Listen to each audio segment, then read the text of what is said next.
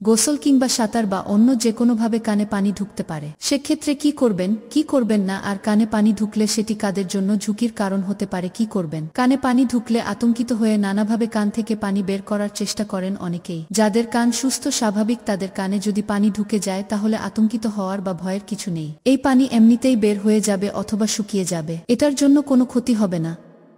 যেদিকের কানে পানি ঢুকেছে সেটা একটু নিচু করে কানের লতি একটু টেনে মাথা ঝাঁকি দিলে পানি এমনিতেই বের হয়ে যায়। এছাড়া হেয়ার ড্রায়ার মেশিনের মাধ্যমে বাইরে থেকে বাতাস দিয়ে কানের পানি শুকানোর চেষ্টা করা যেতে পারে, তবে খুব সাবধানে এটি করতে হবে। আর কানের পানি যদি বের না হয় এবং কানের সমস্যা সৃষ্টি করে তাহলে অবশ্যই বিশেষজ্ঞ চিকিৎসকের কাছে যেতে হবে। সুস্থ স্বাভাবিক কান বলতে বোঝায় যাদের কানে কোনো ছিদ্র নেই, ওয়াক্স নেই, ফাঙ্গাল ইনফেকশন সহ কোনো ধরনের ইনফেকশন নেই। তাদের কানে পানি ঢুকলে ভয়ের বা চিন্তার তেমন কিছু নেই। কিন্তু সমস্যা হবে যাদের কানে এই ধরনের কোনো সমস্যা আছে, যেমন ১. যাদের কানে ওয়াক্স আছে, অর্থাৎ কানে অনেক বেশি ময়লা জমে আছে, তাদের কানে যদি কোনোভাবে পানি ঢুকে যায় তাহলে ওয়াক্স পানি শুষে নেয়। এরপর ভেতরে ওয়াক্স আরও বেশি বিস্তৃত করে কানের দেয়ালে চাপ সৃষ্টি করে, যার ফলে কানে তীব্র ব্যথার সৃষ্টি হয়। এক্ষেত্রে চিকিৎসকের শরণাপন্ন হতে হবে। ওয়াক্স নরম করে কান থেকে বের করে আনলে সমস্যা ঠিক হয়ে যায়। ২. যাদের কানে আগে থেকেই কোনো ছিদ্র আছে, তাদের কানে যদি পানি ঢুকে যায় তাহলে বহিষ্কর্ণ থেকে পানি মধ্যকর্ণে চলে যায়। মধ্যকর্ণে যদি পানি দীর্ঘদিন থাকে তাহলে ইনফেকশন হয়ে যেতে পারে।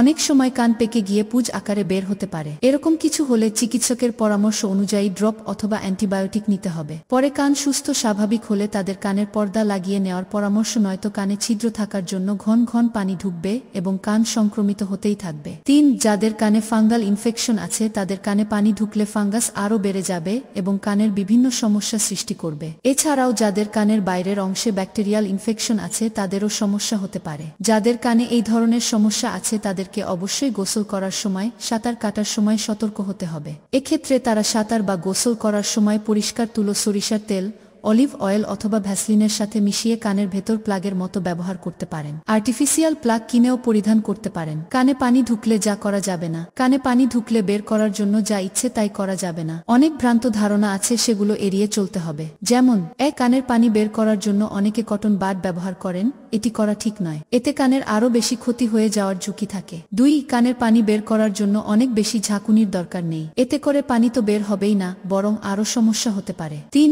অনেকেই আবার কানের ভেতর অতিরিক্ত পানি ঢুকিয়ে পানি বের করার চেষ্টা করেন, এটি করা যাবে না। এতে করে কানের পর্দায় ইনজুরি হওয়ার সম্ভাবনা থাকে। ৪. কানের ভেতর তেল দিয়ে পানি বের করার চেষ্টা থেকে বিরত থাকতে হবে। 5. অনেকে নাক চেপে ধরে কান দিয়ে বাতাস বের করার চেষ্টা করেন, ভাবেন যে কানে চাপ দিলে হয়তো পানি বের হয়ে আসবে। কিন্তু আমাদের বহিষ্কর্ণ এবং মধ্যকর্ণের মাঝখানে টাইম্প্যানিক মেমব্রেন নামক পর্দা আছে। এই পর্দার কারণে নাকে যত চাপ দেই না কেন তা পানি বের হতে সাহায্য করবে না, বরং বেশি চাপ দিলে কানের মধ্যকর্ণের যে ছোট ছোট 3টি অস্থি আছে, ম্যালিয়াস, ইনকাস ও স্টেপিস, সেগুলো ক্ষতিগ্রস্ত হতে পারে। আরও বেশি চাপ দিলে যাদের টাইম্প্যানিক মেমব্রেন বেশি পাতলা তাদের সেটা ছিদ্র হয়ে যেতে পারে। বন্ধুরা, আমার চ্যানেলকে সাবস্ক্রাইব করুন এবং আমার চ্যানেলের সাথেই থাকুন। ভালো থাকবেন, সুস্থ থাকবেন, সুন্দর থাকবেন।